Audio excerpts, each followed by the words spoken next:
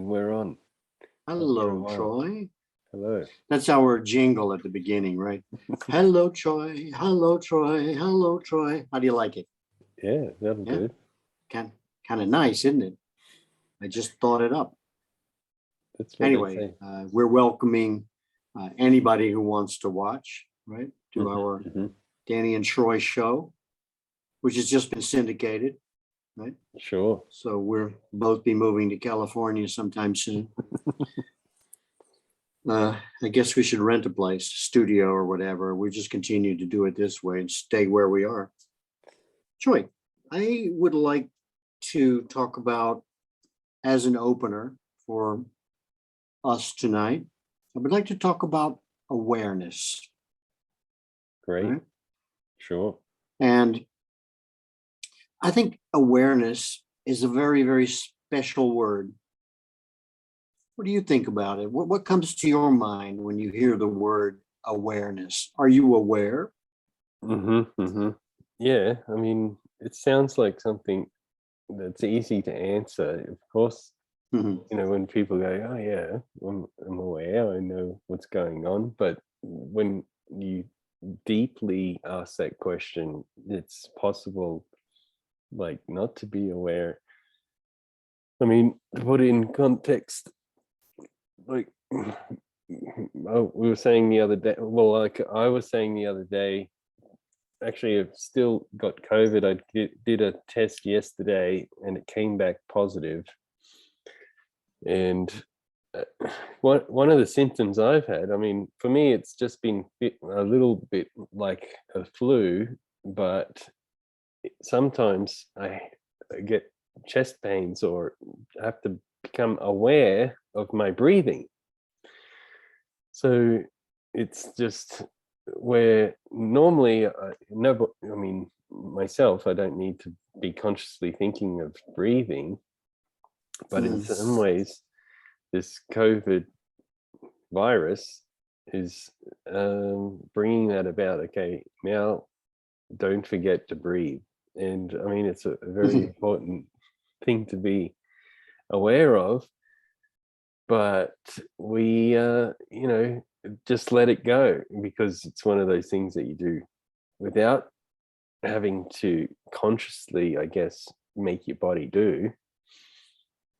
But yet it's a good thing to be aware of and concentrate on your breathing. A lot of meditations actually make that a meditation themselves. Just think about your in breath, think about your out breath. And in that sense, being, if I can double it up, aware of your awareness has a really good, I don't know, side effect or property or healing aspects to it. So since, you know, I kind of got introduced to this aspect of meditation and consciousness and, you know, what is the meaning of everything, which I get inspiration. One of my favorites, I should say, is Eckhart Tolle. So the spiritual teacher who wrote The Power of Now and then went on to write A New Earth and a couple of other small books. But yeah, he talks about that awareness and consciousness and enlightenment and, like, yeah, being here in Bhutan, I don't know why, but I mean, I guess the Buddhist nation or Buddhist culture that surrounds Bhutan, it's something that I think about and comes into my awareness to don't forget to breathe. Sounds funny, but it's really saying don't forget to be aware. Spend some time to thinking about awareness. That's the message that comes out. When you use the word awareness and I'm listening to you, I get the idea that there's a kind of control center that you can go to that, and I'll play with the word too, that you may not have been aware of before. Sure. Right. So, and it's not like, you take a hammer in your hand and you pound a nail. It's kind of directional, that within achieving this kind of awareness, you direct yourself in a special way to, this is terrible, using the word to define the word, that you must be conscious of. And how do you make yourself conscious of your own awareness, if I may say that? Yeah. You're talking about breathing and COVID and the difficulties, but it seems directional, that you're giving some kind of special attention to something. Yeah. This control center. I mean, right. Help me understand, what is this control center? And it's just kind of like changing your thinking in a way that affects you physically. Help me understand. Yeah, I mean, it's pretty deep. So yeah, it's in some ways you have, this is my opinion anyway, but whether it resonates with others, I'm not sure. But you have to kind of stop thinking and try and not understand it, just let it be until you kind of sense or get the feeling. I mean, another thing, going back to COVID, is like yesterday I felt really a sense of joy, and it was, I think I was getting that aspect of getting over COVID. I started, breathing normally and feeling well, and I thought, okay, this is it. I'm over COVID, and the joy that came with that, from a physical aspect, or not only the as well as the mental aspect, gave me this sense of happiness.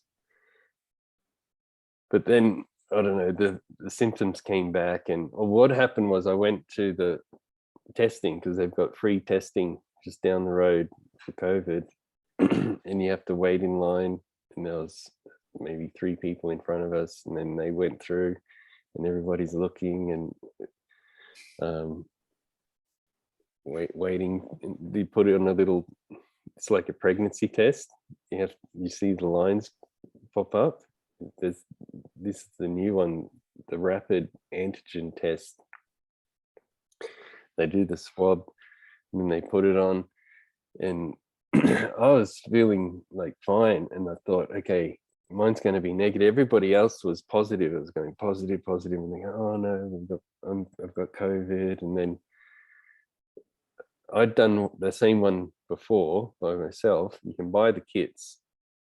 They're about $7 here, which is actually a good price compared to what they are in Australia.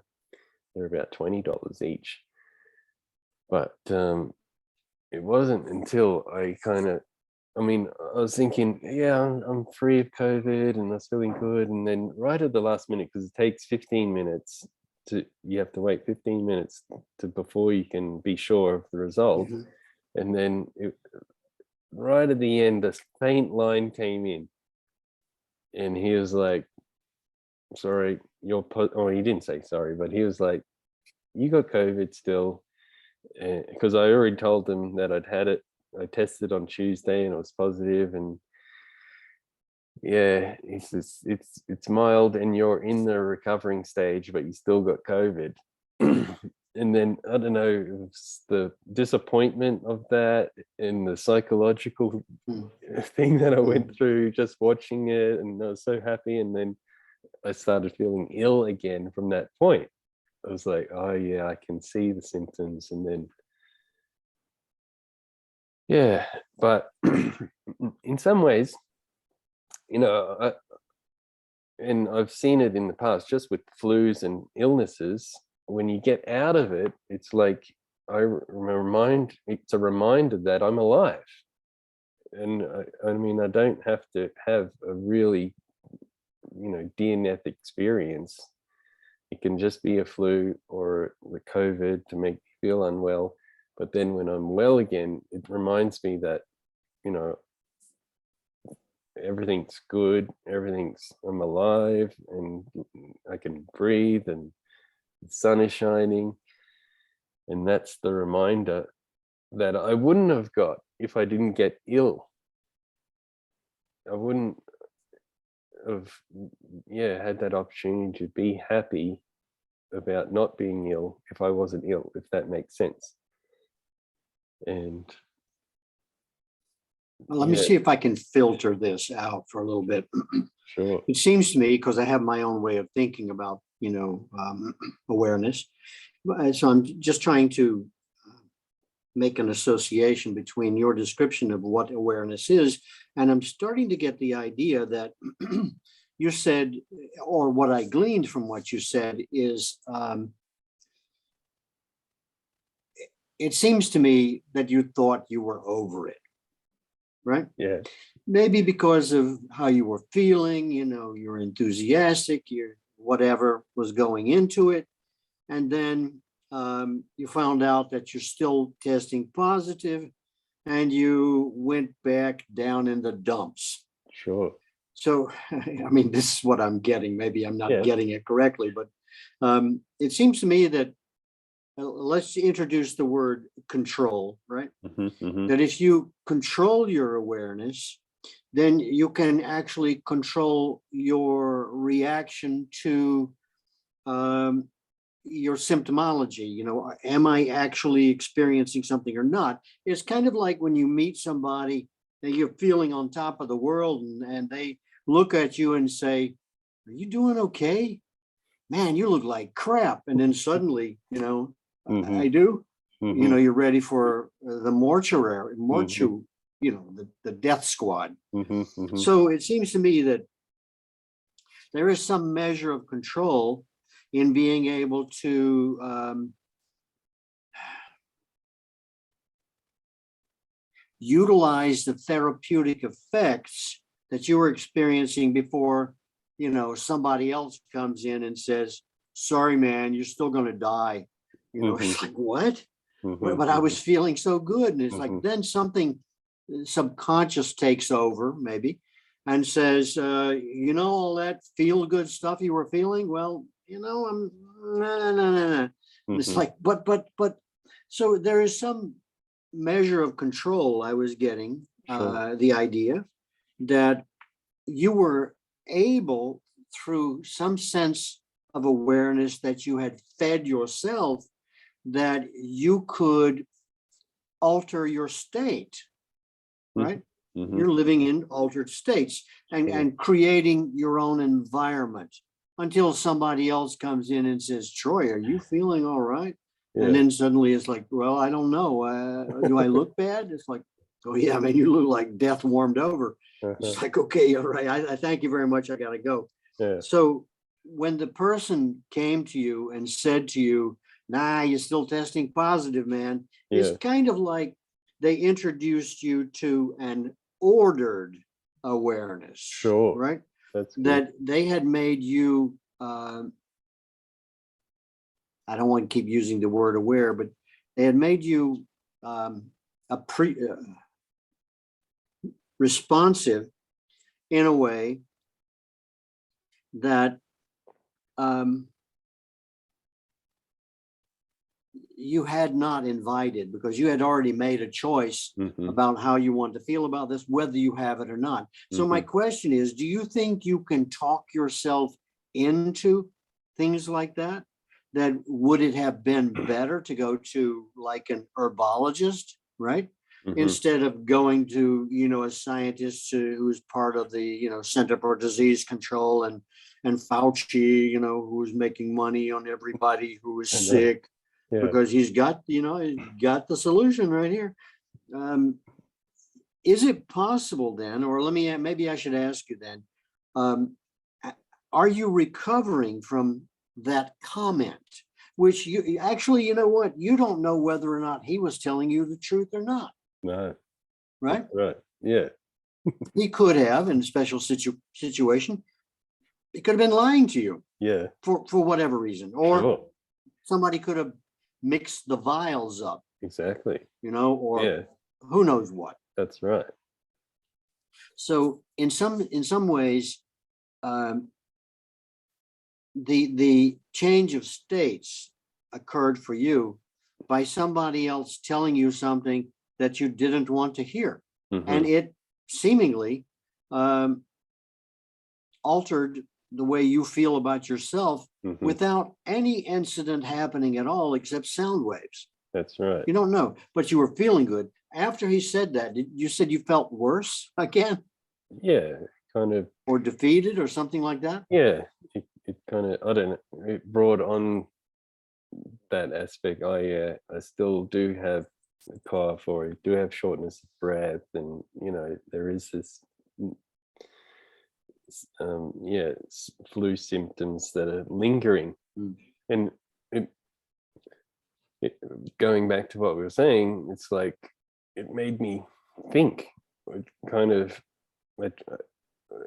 before I was just kind of not thinking, just like experiencing, oh yeah, today's a day, and it's everything's nice and beautiful, and beautiful mountains and sunshine.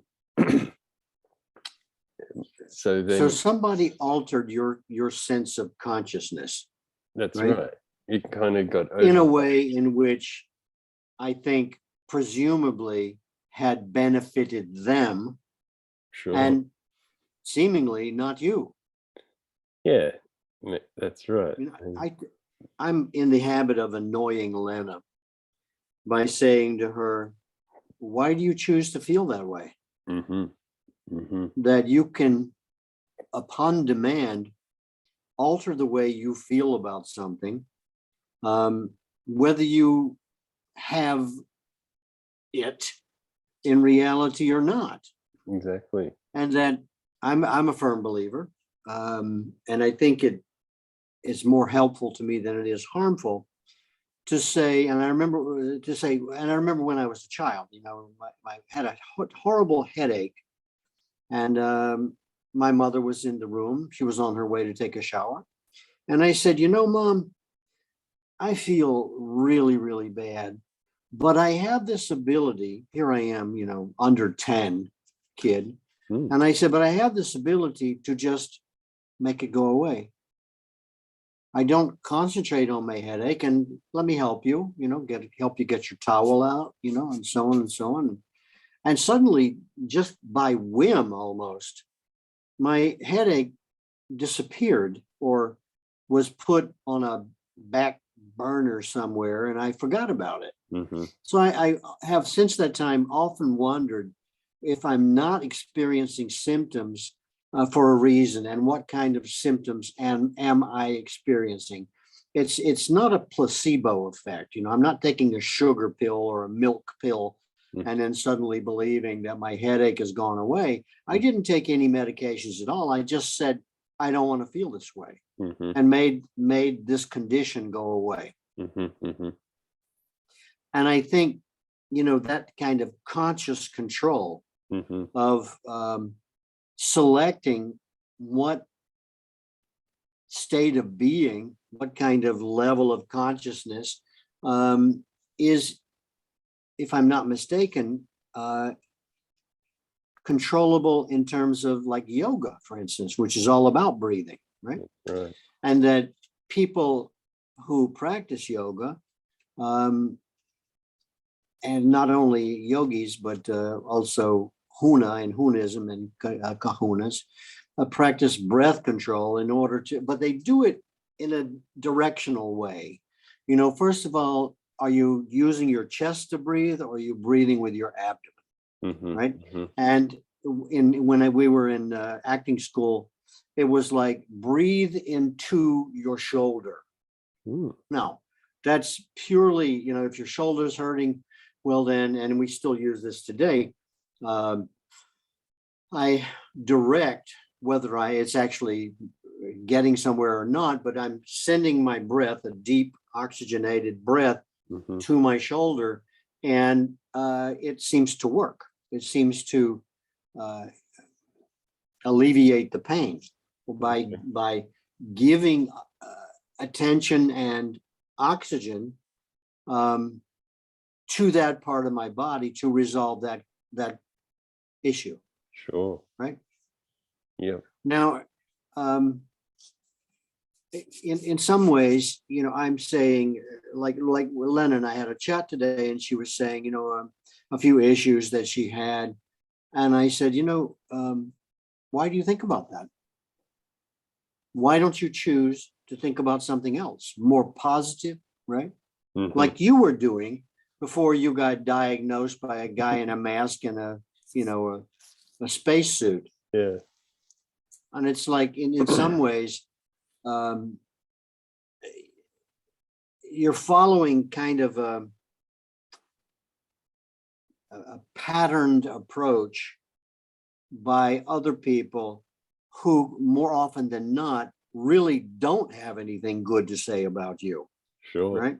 I'm here to test to see whether or not you've got COVID. Mm-hmm. Mm-hmm. And I'm principally, in the idea that everybody who comes here has COVID, especially since you already told him that you had COVID on Tuesday. Yep. Yep. So how he's directing his attention to what's going on now alters his consciousness. Sure. In some way. Mm-hmm. He may tend to read it more in the negative. Mm-hmm. Mm-hmm. Mm-hmm. That's right. And if you were told, like some people, you got 24 hours left to live, mm-hmm. well, then are you going to accept it?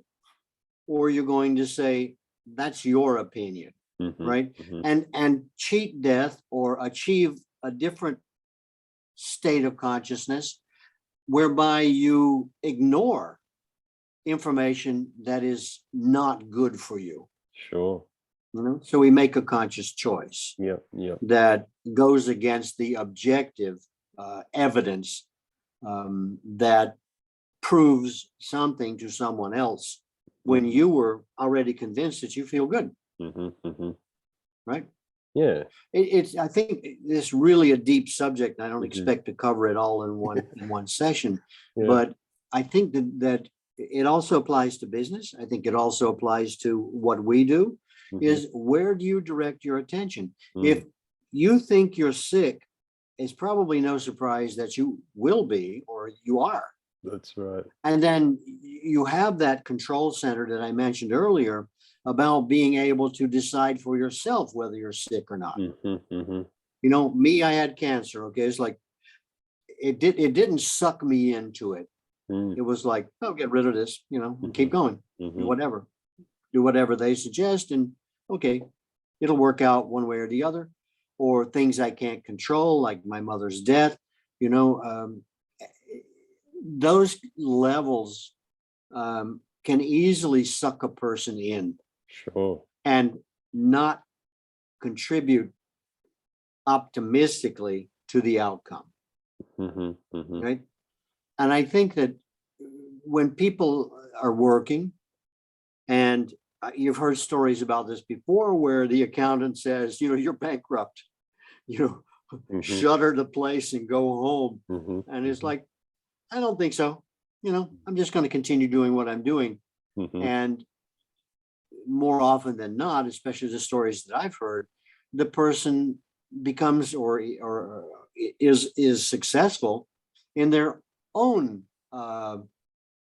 level of, or at their own level of awareness. Exactly. So I'm curious as to whether or not we can therapeutically heal ourselves, right? Mm-hmm. Let me just point something out that's happened to me in the last 2 or 3 days. I have here in my yard, I don't cut my grass. I let it all grow naturally. I'm living in a forest, and I've got a canopy and all this sort of stuff, but light gets through and stuff grows. And there's a plant, it's called Carolina geranium.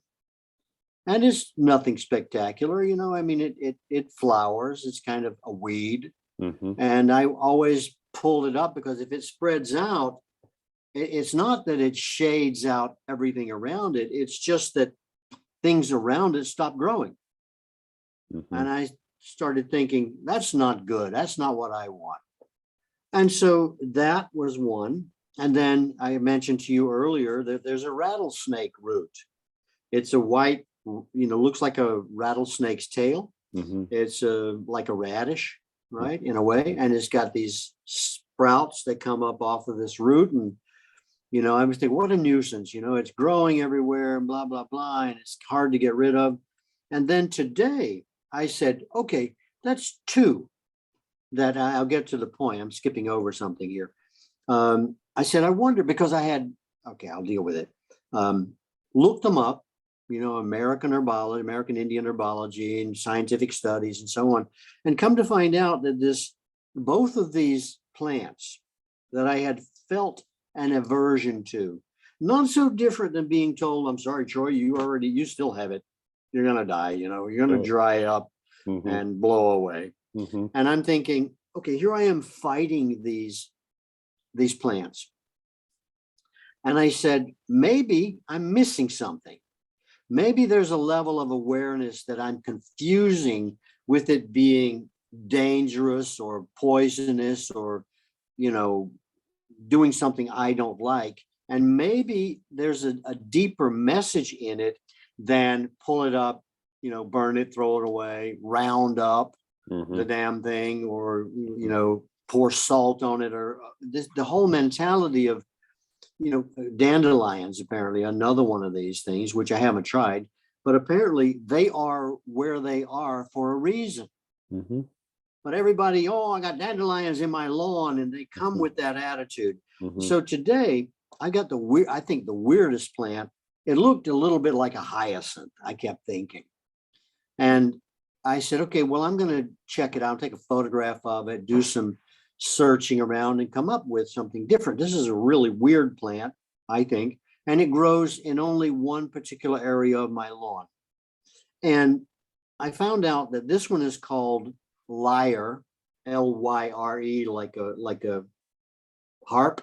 Right. Lyre leaf sage.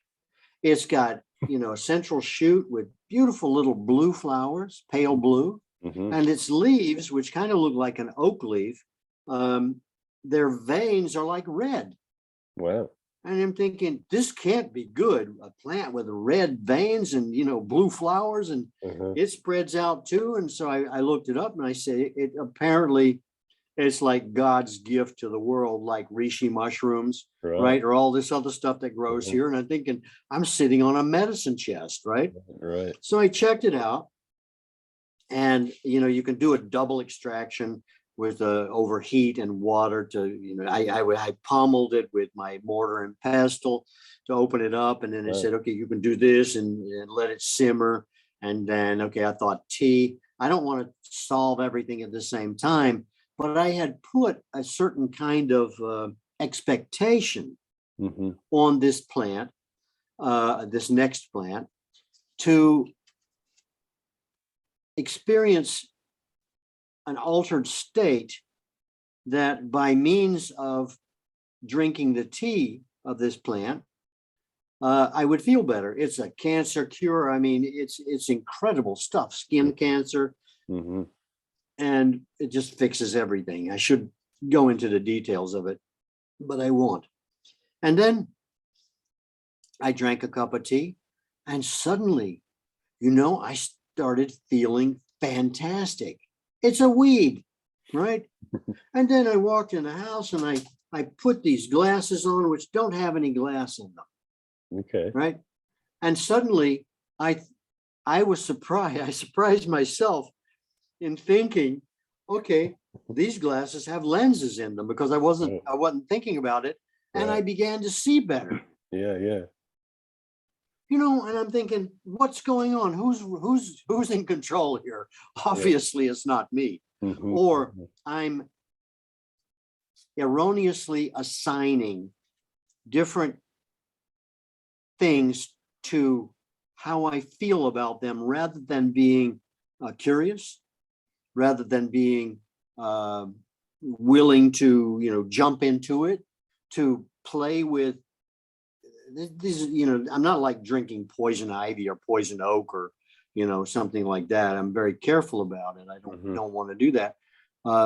But there's all kinds of stuff, there's growing around my house that when I go to the nursery, I may not have heard about them or whatever, but something attracts me about that plant. And I've been doing this for like 25 years, how long I've been here in North Carolina. And I'm thinking, what am I doing? I'm doing it subconsciously. I guess could be the word, but it's some different level of consciousness, right? Yeah. That I am going against my programming, I guess, about I see a weed, dandelion, rattlesnake root, or whatever, just, buy some super expensive death liquid to spray on them, and then they'd never be able to, eat anything that grows from that patch of soil for the next 200 years. And I'm saying, oh, look at things differently. Yeah. And see the attributes the positive attributes as opposed to the negative attributes. And I thought, this is a change in awareness. Nothing has changed about the plant. It's growing, it's healthy, whatever, it's doing its thing. But my approach to something that I had been to a certain level, I had been aware of it, but not to the point of thinking there's a special value in my newfound awareness of things, which makes me go against, to act contrary to what kind of belief system I had prior. And so it started me in a way of thinking that, maybe those things that I don't like, even hate or whatever, are actually, I'm receiving the wrong message. We can throw Ukraine in there and Russia, which often changes when people start realizing that you're getting the wrong set of information, and it's being misapplied by me, by other people, to create a negative effect on me necessarily, when it's really not necessary. They're finding now, I read today that some international court and some international judge says Russia has the right to do what they're doing in Ukraine. And I posted it on LinkedIn, and I thought, okay, but we have to listen to some level within ourselves to be able to say, I'm doing the right thing. I mentioned it to one of my friends, and he said, no, I would never do that. I would become apoplectic, and then I would need, epinephrine. It's like, you don't even know, but you're fencing out a life that, like I was to a certain extent, about disqualifying things. This is about plants, but you and I have been discussing lately about how our approach to business. And I think there's something similar in that, where we see something that we think is going to be bad for us, and we avoid it. Right. As opposed to, I don't know, having a different approach, embodying something different about that plant. Plant hasn't changed, right? The situation hasn't changed, but our awareness has. Right? And then suddenly, a plant that I didn't care whether I stepped on it or not, now I hold in special regard.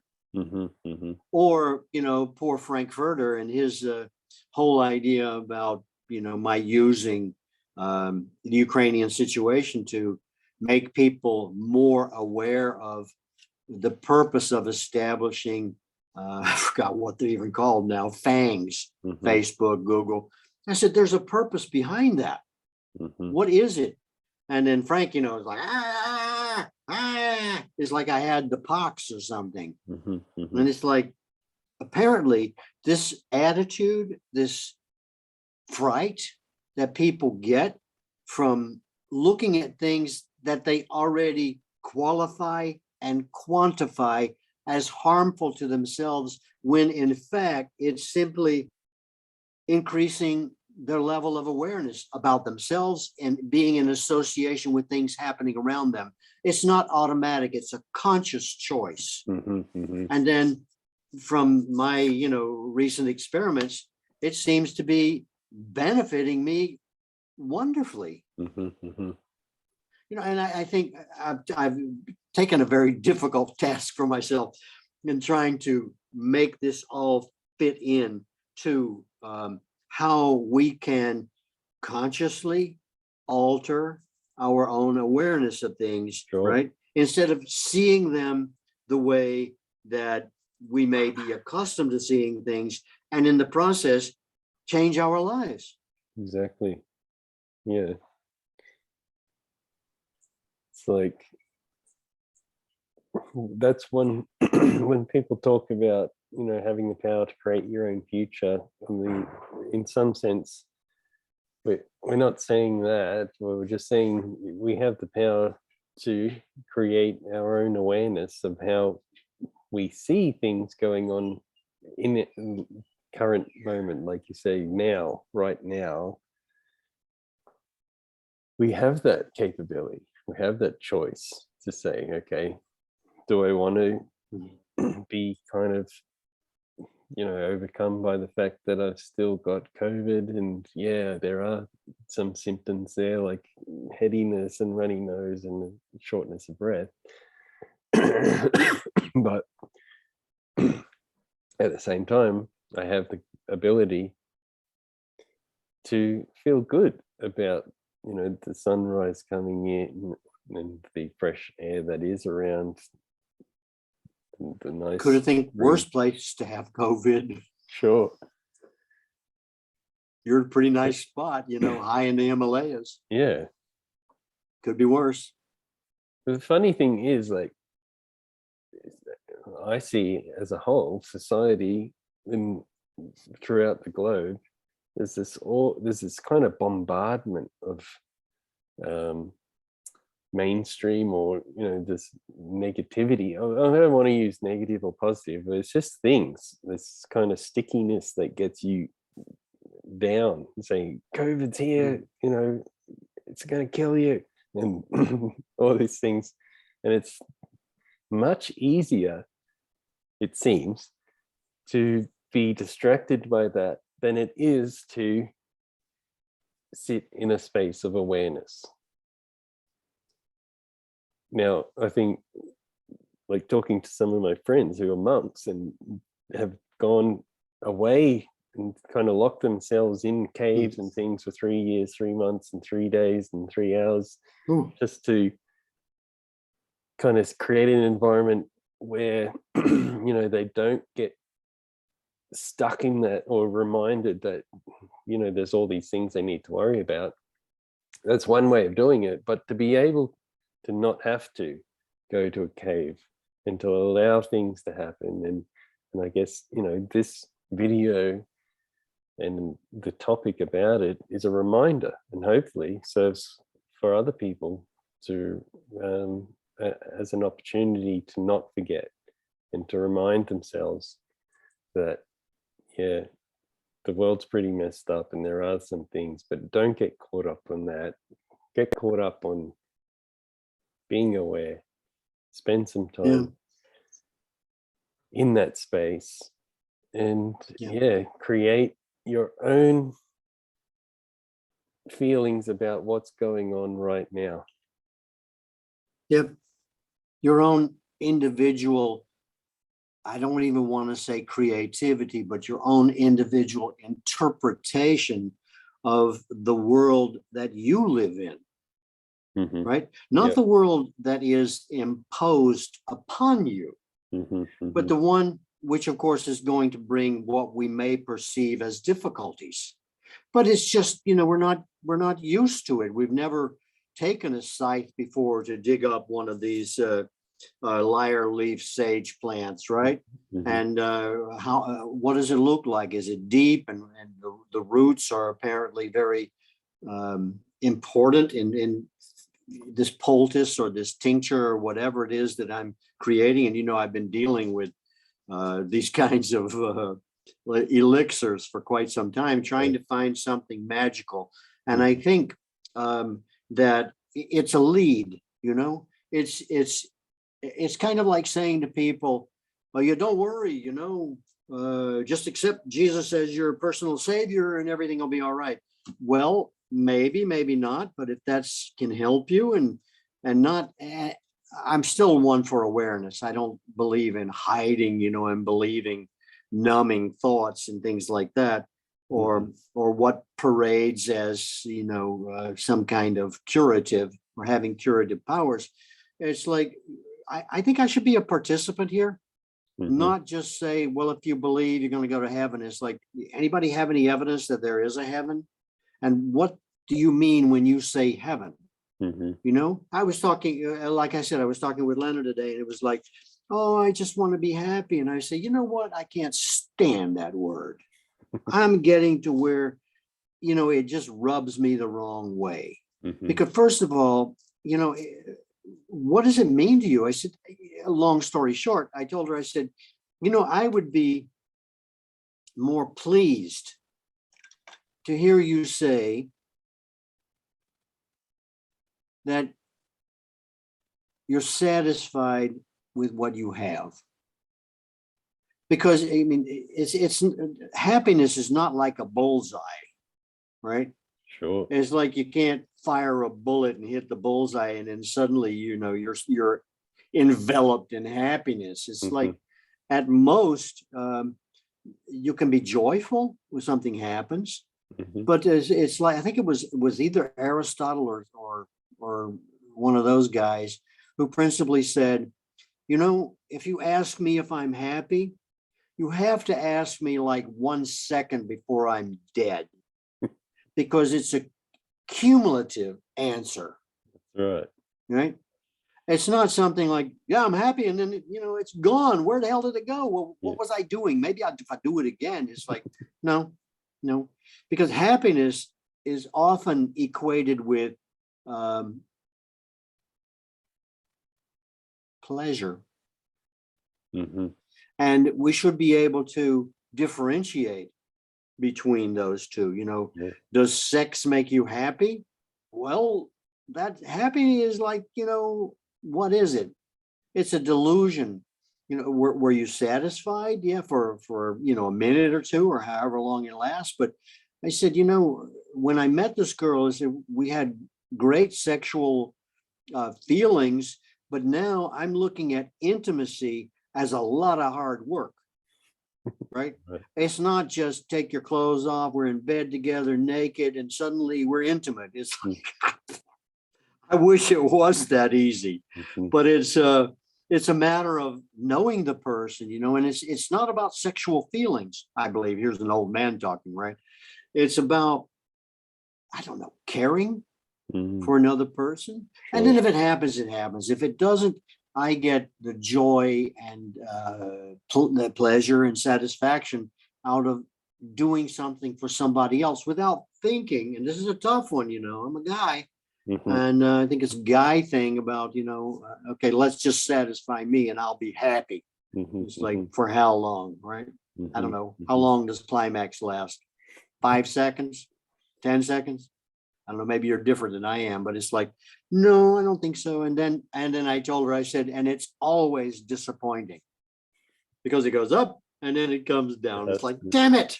That's right. It's like, why couldn't I hang on to that? Well, I guess that's not happiness or whatever the hell that word means. Sure. Happiness, my favorite, right? It's free exercise of power. Right. And that way, at least I can get a grip on maintaining that sense of happiness, whatever the hell it is, So there you go. Levels of awareness. Yeah. If you're more pleased with thinking about Anunnaki versus, monotheistic imaginary beings, well, I would feel a certain, and I do, obligation to increase a person's awareness, they can still decide what they want, and most often, like at the beach a couple of weeks ago, it was like I said to my brother, you don't know about Göbekli Tepe? You don't know about the Anunnaki and, Mesopotamia and Sumerian culture? No. And it's like, and you consider yourself to be an educated person? Let me tell you who Abraham was and where he was from. And he bastardized the idea of An and, all these Sumerian space beings, right? Sure. Into a kind of idol. Abraham was an idol maker,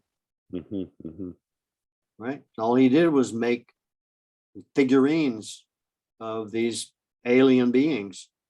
Right. And it's like, well, what happened to God and Jesus and all that? It's like, well, that's another level of awareness. And if it's your thing, do what you want to do. Sure. It's your thing. So I'm sure we've offended lots of people who need to work on their sense of objectivity. It's not all about you, Well, not to me, it's not. Yeah. I think it's good to give people the opportunity to think about awareness. I mean, it's something that I think needs to be brought more into the mainstream. It's because we've got so much noise out there, just all this distractions to say, okay, you got to worry about this now, rather than saying actually the main thing you do need to worry about is how aware are you, and you can't do that too often. I mean, it's never overdone. Or maybe it is actually, like I was saying, if you go sit in a cave, and I mean, for that individual, I guess it's fine. But for me, I don't want to just forget about what's going on in the world and lock myself away from that. I want to be inside. And this is part of data science, I guess, as a whole, is to take the world as it is and apply the things that are coming up. You talked about creativity and innovation. That kind of thing happens in a space of what's happening in the world. And these balances between awareness and nothingness and consciousness with what's going on right now and the problems and the environment that you're in kind of sparks that need for creativity and innovation. And that's what makes me feel alive, is the combination of those. Yeah, and receptive to those feelings. It's not like you have to worry about being aware and receptive. And it's like, it's not that big of a deal, right? Sure. It's not just another way to screw you up. Yeah. It's a way for you to, or a person to consider maybe objectively things around you without passing judgment. I mean, you can still do it, and people will do it, whether or not judge not and be ye not judged. I mean, okay, thank you. That was great. How do you do that? It's just another admonition. It's like, well, you didn't tell me how to do it. Well, then it's an admonition. It's sort of like, pull yourself together. Okay, how do I do that? Tell me, please. All right. Okay. Your brain full? Yeah. All right. Call it a day? Yeah, I think yeah. In that. I'll give you some notice for our next recording. Yeah. Instead of springing awareness on you. I knew an hour or two ago that's what I wanted to talk about. So I'll give you advance notice on the next one. I won't do this horrible thing I've done to you. No, it's fine. I don't mind at all. I think, Yeah, it some kind ways of it's keeps you better. awake a little bit. That's right. Huh? Yeah. It's better. I mean, these aspects of spontaneity and improvisation is what's, I think, more fun for me. I'm hoping it's Yeah. entertaining for those people watching as well. Forget about them. They get out of whatever they get out of it, or nothing, Exactly. But, I know that you being a data scientist, and you in particular, I'm not trying to promote the business, Mhm. but that you in particular are very curious, adaptable, and all those other traits that you bring to data science, which is your profession, right? Mhm. And it seems to be you have this innate ability to respond to things and find a way to make them exciting and joyful and informative and applicable and practical. Yeah. Lots of stuff. And I think, you would be the first to say, well, that's who I am. I'm Troy, the data scientist. It's like, yeah, well, you're right. Yeah. You're a combination of stuff, a very good example for people. Me too, of course. Exactly. Okay. Yep. I agree. All right. We're ending on a compliment. Not bad, huh? All Okay. right. Yeah. All right. Take care.